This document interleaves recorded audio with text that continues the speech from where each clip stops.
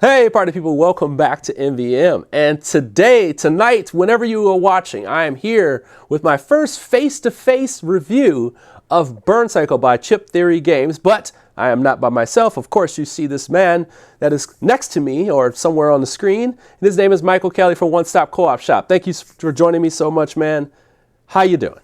I'm doing good, Jeremy. And yeah, it would be a little bit weird if you had face-to-face by yourself. Unless it was sort of like a face-off John Travolta, Nick Cage situation, I'd be all for that. But first of all, Nick Cage is starring, okay? And then there's also John Travolta somewhere down on the bottom of the poster, okay? Nick Cage for life. I thought John Travolta was all right in that one. I mean, yes, obviously Nick Cage. Jeremy, as a huge Nick Cage fan, this is totally about Burncycle, by the way. Thank you all for watching our Burncycle review. Thank you so much for watching the Burncycle review. How about that new Nick Cage movie where Nick Cage plays Nick Cage in a movie about Nick Cage, right? Yes, we're going to be talking about that at some point. And we're going to be talking about taking faces off. Later on. All right, anyway. Oh, look at that. Look at that. You got the robot. How about that, right? How about that? Okay. Anyway. Today we're going to be talking about the 1 to 4 player game Burncycle. Burncycle is set in a universe where the Renaissance has kind of happened. So the humans, robots, then the robots come back. They live a beautiful kind of utopia situation, and then they bring back the humans, and now the humans decided to mess with them. So now you are going on these stealth missions into these corporations and doing certain things. Ultimately, what you're trying to do is fulfill these kind of requirements on each floor. They give you a nice little scenario set up here for each one of the buildings. There's 3 different companies, I believe, in the game, eight or so scenarios for each one of them. And they will be played out over floors, and you need to fulfill certain requirements on the ground in the game, and then also on this other sideboard called the network.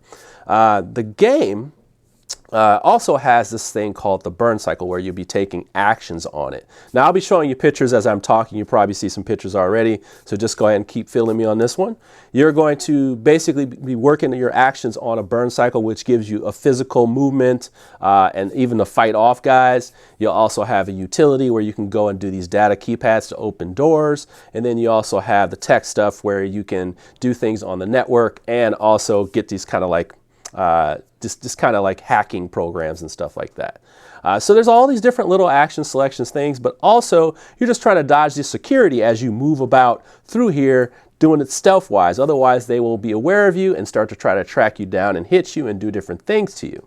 But on the other side of it, there's a part of your turn where you will be on basically the web version of the game where you have your little pips, your IP, and you'll be moving it around in the circle area, and then these pings will come after you from the inside to the outside and try to chase you down as well.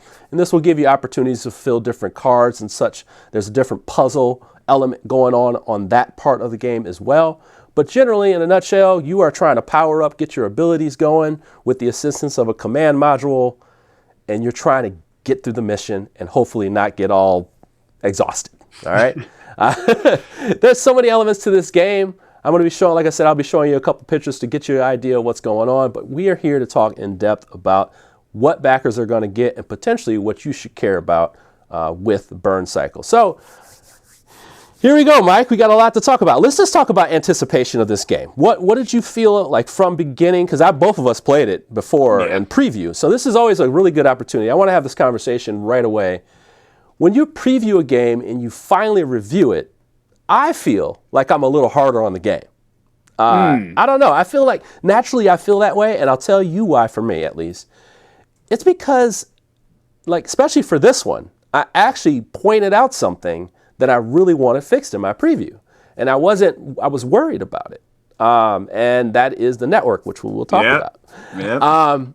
And I just kind of thought it was kind of a mess at the time. And it was a mess. It was a mess. And it was so much in that, I had to say something. So I think I'm harder on that type of stuff normally because I want to see change, or I thought it was okay. I gave some notes, and then all of a sudden, did it happen or didn't it happen? That kind of thing like that. What do you think?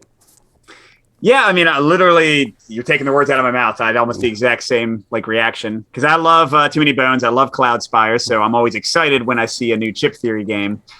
But yeah, when I played the prototype, I was like, this network sucks. Yeah, yeah. Because it was a distraction from the main board play, but you had to like use up your actions and your resources from the main board to do this boring stuff that wasn't very good, you know? And I was like, so just like you, I was literally like emailing with them. I was like, hey, try this out, try that out. And they didn't use any of my ideas, and they didn't need to. They came up with something better anyway. I think it's better, at least. Yeah. I was honestly pretty worried about this one. But the nice thing is I followed along with the updates, and they were doing the work, man. Like they might have kickstarted. I feel like they did kickstart this one a little bit too soon. And they even said that. They were like, yeah, maybe this is a little too early in the development process because the wrinkles were kind of out to show a little bit too much. Yeah. But let's say I had a similar thing with Cloudspire. So it was like the thing was I thought they launched too early. And, they did, but they were further along than I thought they were, I guess. They just weren't showing it. So here they are, with Cloudspire, another game that I like a lot.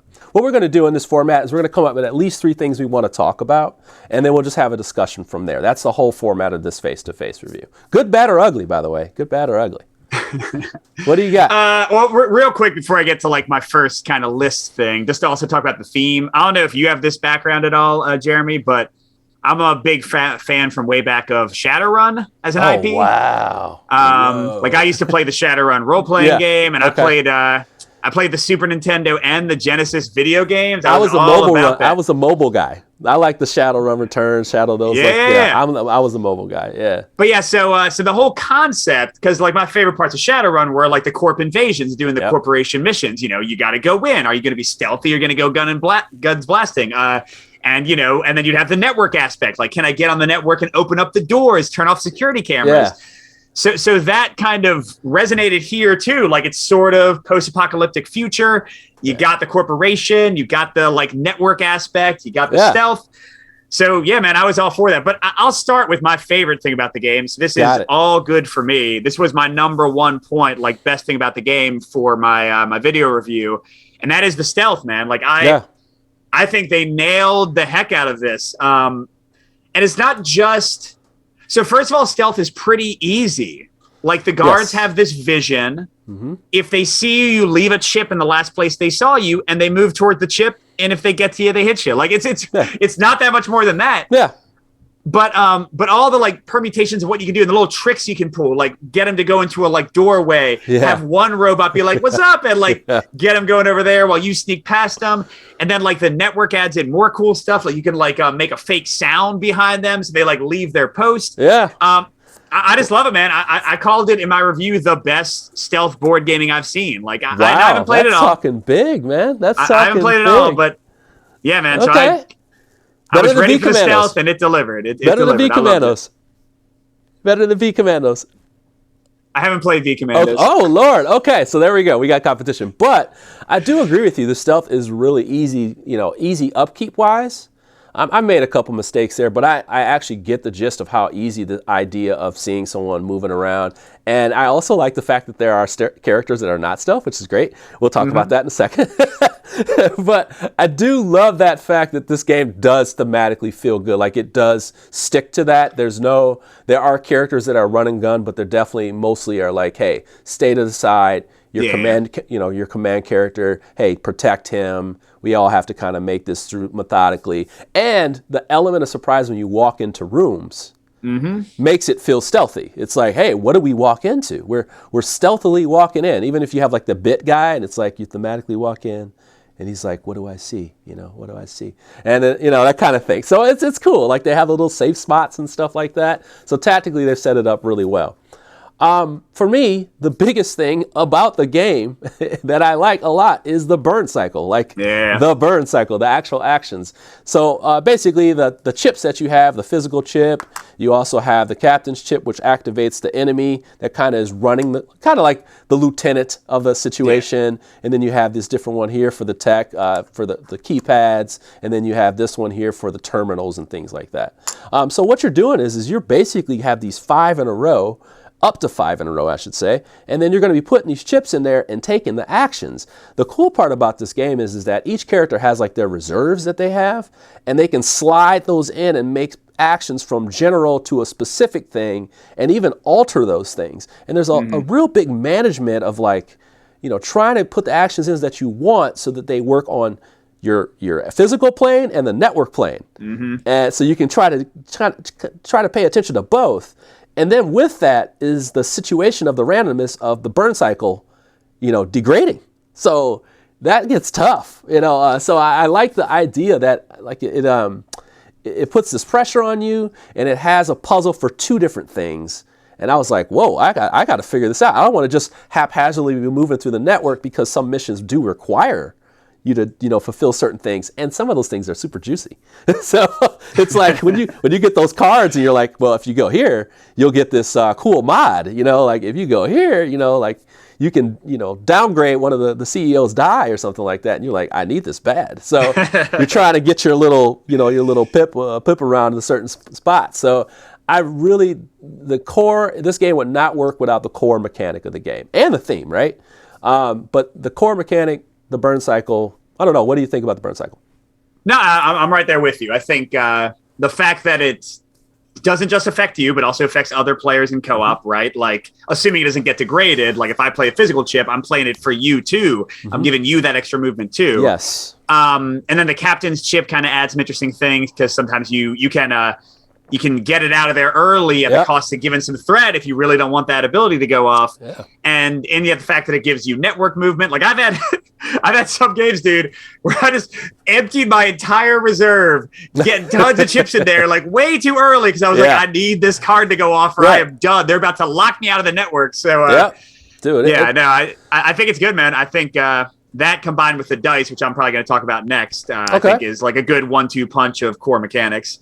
So for me, the next big thing, my next big thing is the characters. Now, this game would also not be good without good, interesting characters. And they have the stealth characters. They have Bit, little guy, walks in there, can't be seen when he walks in right away. You have Access, that's good at hacking different stuff. And then you have my 2 favorite characters, Casing, who has this awesome die. Casing is great. This extra die. And him and Crash have no reason to do any stealth. He's the muscle. It says muscle on his car. He can literally run down a hallway and just like attack somebody. I mean, of course, I like stealth games, but I also like stealth games that work, guns blazing. So there's that. And then there's the ultimate stealth character, which is Interface. He can actually take the place of another chip and act as the actual enemy. So he can act as the enemy, which presents another situation. Which is kind of interesting, because he's acting as an enemy when it's time to activate. So you kind of can't just sit there and just be him the whole time. It's got some really interesting stuff going on. But there's also, outside of the character choices, there's a module character you have to take with you. So even if you're playing solo player, he's kind of like a support character that you need to take with you. He doesn't have everything you have, but he definitely has most things you have. So it's pretty sweet. It's not restricted so much. You would think it sounds like, oh, this is just a tag along. No, he's just important. It's just as important as you. Matter of fact, he could pick you up, so. Oh, man. Well, I mean, the fact that every player can move him, like I've had games where like we were just all moving him. Like he's like, moving him. Carry that. Like, we'll stay right here, move him. So there's definitely some interesting things going on with the characters. And the fact that all of these characters, all 10 of them, can be used as command modules. So the fact is you can take this character and play as him, or you can use their ability, which is like a command module ability. And with that, they also change how your burn cycle plays out. This is really smart. This is very smart.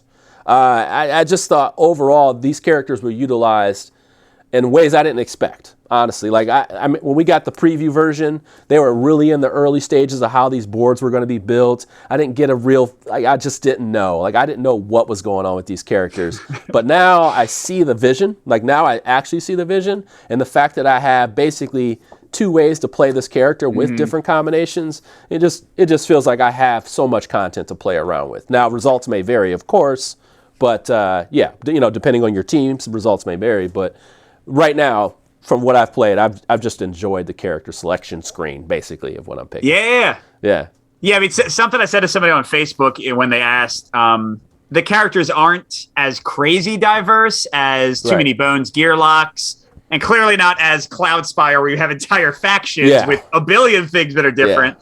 But this is the first chip theory game where you're getting 10 characters with 2 uses, like Jeremy said, like out the gate. So, yes, I agree. It's a great value. And the fact that this game is, even in solo, even in true solo, it's still a team-based game. You still have 2 robots to deal with in true solo. I love that you come out of the game, the core game, with so many to choose from and so many kind of like permutations of the team. I'm into that too, for sure, man. All right, what you got? What else you got? My second thing is the dice system, which kind of goes hand in hand with the Burncycle. So to explain briefly, your robots will get dice based on their power and also how they've kind of upgraded themselves of different colors. And these are your resources for all the actions you're going to take on your turn. And for each action, you pick how many dice you want to roll, but you don't know what the results will be. And the results will give you the action points for that action. So like, how far do you want to move? Do you want to spend all your dice and just run your butt the entire time? Do you want to spend like a little bit of it? And, you know, this could be a negative for some people. Because sometimes you'll do an action, you'll like pick the right dice and you won't get what you want, or you'll waste more dice than you intended to. But I'll give them a lot of credit for mitigation. The basic blue dice, first of all, they're very consistent in what values they'll roll, like the yellow and red. Like it's not like it goes from 1 to 6. Right. And the blue dice, even if you miss, you get a choice of keeping that die for a future action or spending 2 of them for 1 point. So I love that. Like I've so rarely felt screwed by a roll where it's like, well, I had no choice there. Like like that just happened to me. I feel like usually, unless you're trying to kill a guard and you need to roll all your dice, but that's the choice you made. You could have done stealth instead of trying to kill him. So that's what it is. How do you feel about the dice, Jeremy? Yeah. So the big one for me, of course, is that you got the mitigation part. So being able to roll blanks and keep them or change them, like to use them in a specific way, that was the one that I was just like, yes. But the fact that when you do risk your power, by the way, you have to risk your power to upgrade your dice. That's a choice that I get to make. And also the benefit of doing it is very, very important. Like it's good. It's a good benefit. But the more I complete missions, the more power I get, so then I can get more different dice. So there's like this interplay that worked really well with me for that part. Also, while we're speaking of dice, there are actual mod dice, tech dice that you can get I love that are them. specific. So they have like these specific dice that can give you, like, you have batteries that give you extra roll, like an extra movement. You have all these different specific dice. So if you're used to those chip theory dice with the numbers on them that are specific to certain cards, there's equipment that you can get to power up your guys, and you'll have extra dice that you can roll for that. So they didn't keep all the chip theory dice stuff out of there as well. The dice part, they killed it on that one too. They did a really good job with that part. Really, the Burncycle, the dice, the stealth. There are some things that I know Jeremy and I are going to complain about in a second, but those 3 core like foundations of the game, I think are rock solid. All right, so it can't all be great, right? It can't all be great. And I think I'm going to start with one, and I did not talk to you about this one. I'm still a little iffy on the network. Okay. Oh, are you? Okay. All right. Tell me about it. I'm still a little iffy on it. So this is the idea is that I just felt like it was a mess in the preview part. Yeah. But now what it's become is this kind of like ping puzzle. Like I get it. So you're moving around at a certain pace. Now, folks, when you get done with the actual board part of your turn, now you're going to move on the network where you have this kind of like little circle, and you're moving around your little pip guy according to where your chips are on the burn cycle. So you go from purple to purple, and then there's little nodes where you stop and whatnot. The reason why I'm not so excited about it is because how the AI works for that part. Yeah. Like the die roll, and like sometimes they don't move for a while. Like they don't go out for a while. So it's like they're just kind of stirring around for a little bit. I didn't like that. And I feel like once you boot them, then it kind of takes all of the like excitement and intenseness out of it. So it's like once you boot 1 or 2 of them and you get real aggressive with it, they don't really pose too much of a threat, and I worry about that. There's some scenarios where I just dominated that area and I was just kind of free reign running around there. And then there's other scenarios where I was just telling you about the one before where it's I had to use all 4 dice for all 4 characters, even though I was only playing 1 character, and I had to figure out this kind of movement situation where I could get all of them to have different die numbers and still kind of survive. That was tough, and I liked that. And I do like how they incorporated those cards so that you can go and chase down certain parts. It's just that sometimes I feel like I'm running through this whole thing, like I'm just killing it. And it's not a killer. Otherwise, I would be really heavily negative on it. But it was like my biggest negative, that the network is okay. That's your biggest negative? Yeah, that's one of them, I should say. That's one of them. All right, yeah, because I was going to say there's other stuff we can talk about. Oh, but yeah. I've not had that experience too much, although it does depend a lot on the corporation. Like, yes. What's the one? The one that just once you're at like 2 threat or more spawns a freaking ping every turn unless they don't have 3 on the board. That's like enough, you're not clearing the pings on that. Right. network. You're not clearing the pings on that one, no.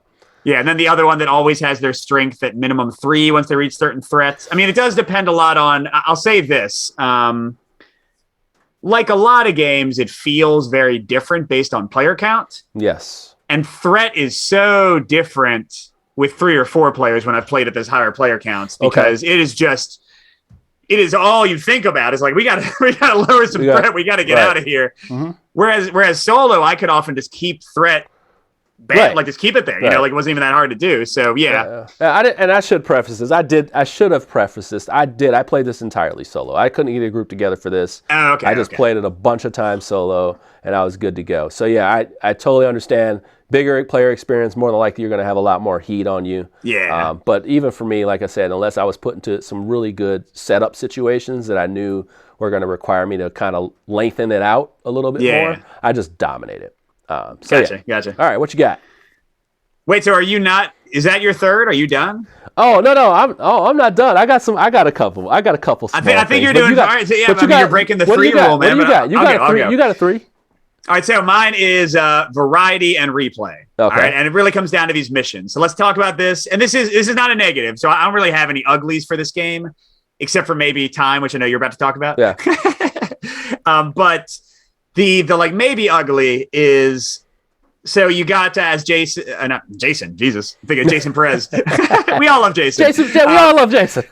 As Jerry mentioned, there's 3 corporations, 8 missions, right? So 24 missions in the base game. First of all, not all of them are as fun as I would like them to be. Like, none are bad, but there's some that are like the one Jeremy just mentioned. Like, there's some that are like so specific. I'm like, well, can you just let me play the game? Can I just like be stealthy? Yeah. And I feel like sometimes they like put your attention elsewhere. That's a small number, but they do have, many of them do have a bit of a feel of a puzzle.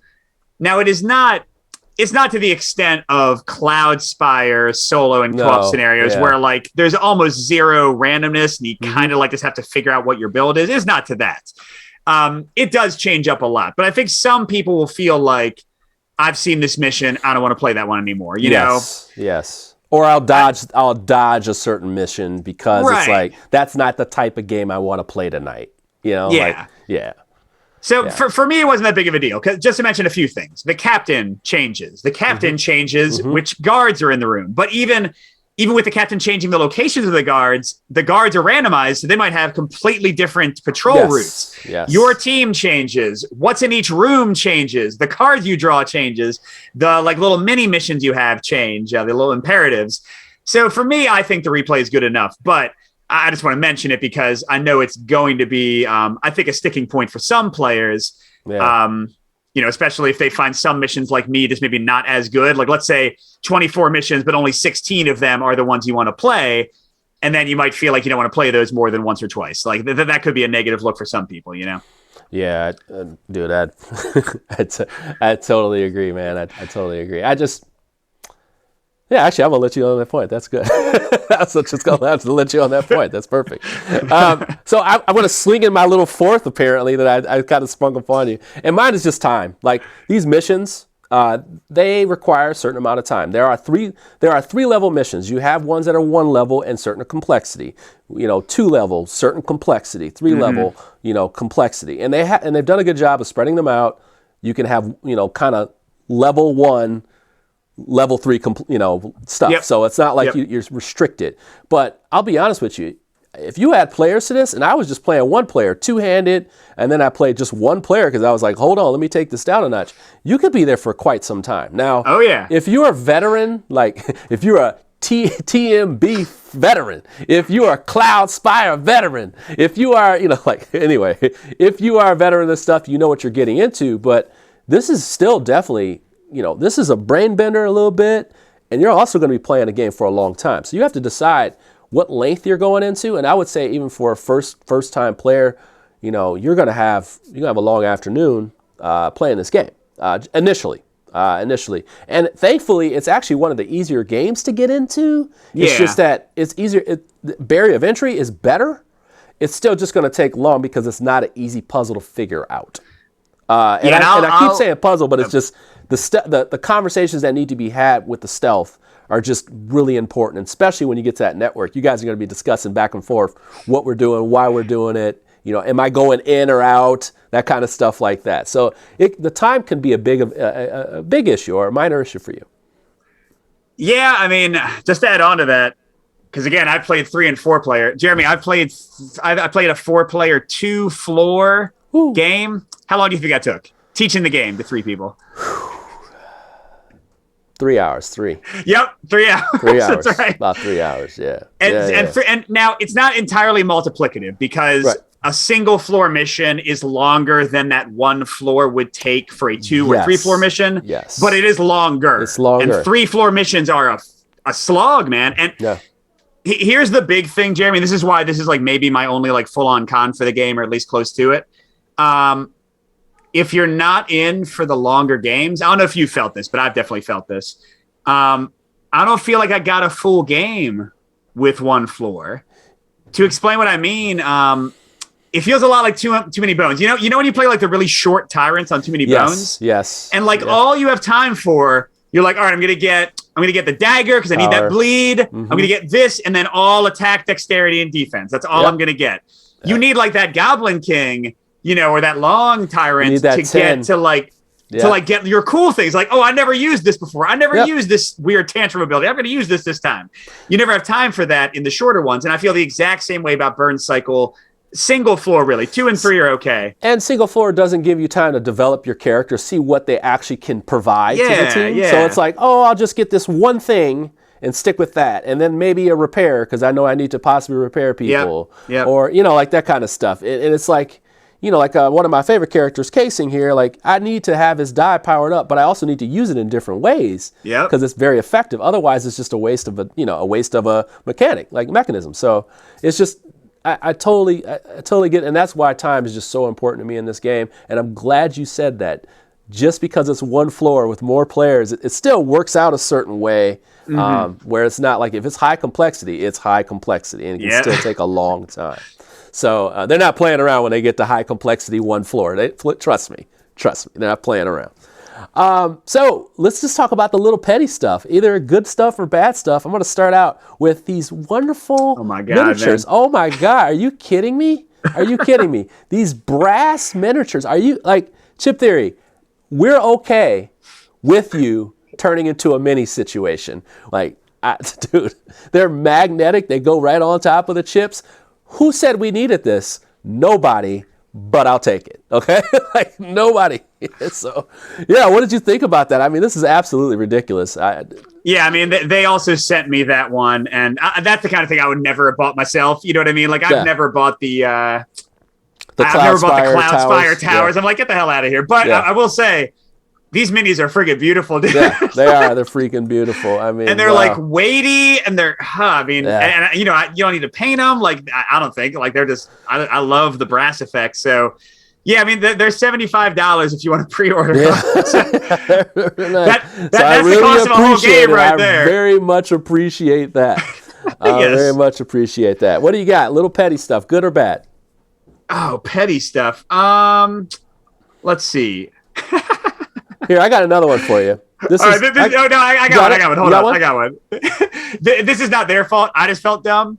in my first playthrough, I called one of the, and actually might have happened in my second playthrough. I called one of the robots like the wrong gender the entire time. Oh no! Because they picked genders for each robot, but Yes. I didn't read like all their backstories, and they just look like robots to me. So I was like, "Yep, there's a robot." so I was misgendering robots left to right. I was like, "Damn it, Mike! Come on, Mike!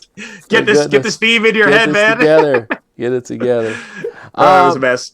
So another one, the small nitpick. I worry about one part of the quality. When you take these little pips out, you're taking them and you're placing them inside of the mat. So you're placing them inside the mat, and you're taking them in and out. And especially in the network, you're taking them in, taking them out, taking them in, taking them out, taking them in. I haven't seen enough wear and tear, but I feel like even when you open doors, you're putting those little pegs in, taking them out, putting a little. I feel like over time they might show some nasty wear. A little bit of nasty wear, and I just want to let people know that it's not like you can cure something from you take pegs in and out, but it's something I think you should pay attention to, because it was something I realized. I was like, wow, I'm really kind of like in out in out in out in out. So everybody, make sure you got this. Jeremy Howard is saying that you should sleeve your neoprene. You should sleeve your neoprene. I don't know if they have like a little thing just for the tips and you put. Wait, folks, we're not going there. Are you saying like a little condom for your plastic pegs in a chip theory game, Jeremy? We cannot use this. We cannot use this. I'm editing this out. Oh, come on. Come on. That's a natural part of life, man. That's not any funny humor or anything. All right. All right, folks. Silly Goose is over here. All right. With that, we'll round it up.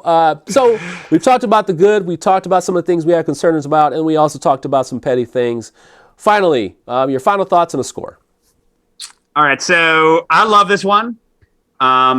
It's going to, I think, stay in my collection along with Cloudspire and Too Many Bones. It's kind of like rounding out my chip theory love. And Hoplo Victorum. Again, not regular Hoplo. I didn't even go for remastered. I just want the solo experience. Yeah. But yeah, I think the stealth is great. I think I probably will not play it very often with more than 2 players or two-handed solo. Totally. I just think the time is kind of out of my reach. I think I'll probably do 3 floors very infrequently. I'll probably live in the 1 and 2 floor things. But all that being said, those concerns aside, I love the Burncycle. I love the actions. I love the stealth. I'm here for it. So I give this one. I don't do scores very often, Jeremy. You're putting them on the spot. I'm forced you to do this. I forced you to do this. Thank you for doing it, by the way. We doing out of 5 or out of 10? Out of 10.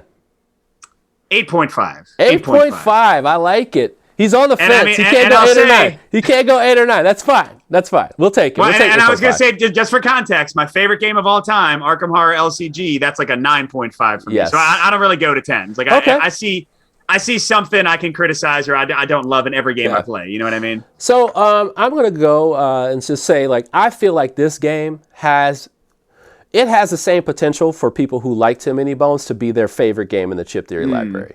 I feel like this game will grow as time passes on. I feel like it started humbly like Too Many Bones did. Yep. And I think what will happen is it will continue to grow. They'll keep putting these guys in here. They will become your gear locks. They'll be easier to understand, but they'll have the complexity like interface, that kind of thing like that. So you'll be adding these more complex characters. They can add more corporations. They already have one that's separate already. So they have this kind of like growth that I am willing to keep up with. Yeah. Because I just like this product in general. Like I said, the network was still okay to me. It's not bad or anything. It's just okay. It was not good when it started. So I actually like where it's at right now. And that can get better. So I'm there for the ride because their games have flaws and this one's fine. I'm going to give this game an 8. It is a strong title. I think, like I said, I will be there to grow with them. And just once again, proving that they're my favorite publisher. They put out great games, very high quality products. Everything in here is top notch, over the top. What are we doing here? Break the budget, But it's worth it. That's the thing. Thankfully, I feel like it's worth the money if you're in that price range for a type of game, if you're in a luxury range of a game. So that's pretty much it. That's our thoughts on Burncycle. Thank you so much, Michael Kelly. Where can we find your stuff? Yeah, man. So One Stop Co-op Shop. If you don't know us, we do playthroughs, previews, and reviews of only solo and cooperative games. And we have our main YouTube channel. Just search for One Stop Co-op Shop. We got a separate stream channel with live plays you can tune into or check out later. We got a podcast, and we got a Patreon. I mean, or not a Patreon. We got a Discord. I don't want to talk about the Patreon on here, but we got a Discord where you can come and like talk to us. Yeah, we got a great team. People you've seen elsewhere. Jason Perez from Every Night is Game Night, and now Shelf Stories. We got Barrett from Meet Me at the Table, and then Colin, Peter, Steve, and I are just on the One Stop Co-op Shop. So yeah. Yeah, man. Thank you so much for coming on, and thank you, Party People, for your time. This is our first face-to-face review. Let us know in the comments below how you feel about it. The format is definitely in the works. It's a little rough. No, it's beautiful. It's golden. It's gold. 100% perfect. It's gold. Book it. No cuts. No edits. That's right. All right, folks. Thank you so much for your time. You have a wonderful day. Thank you for joining us on MVM.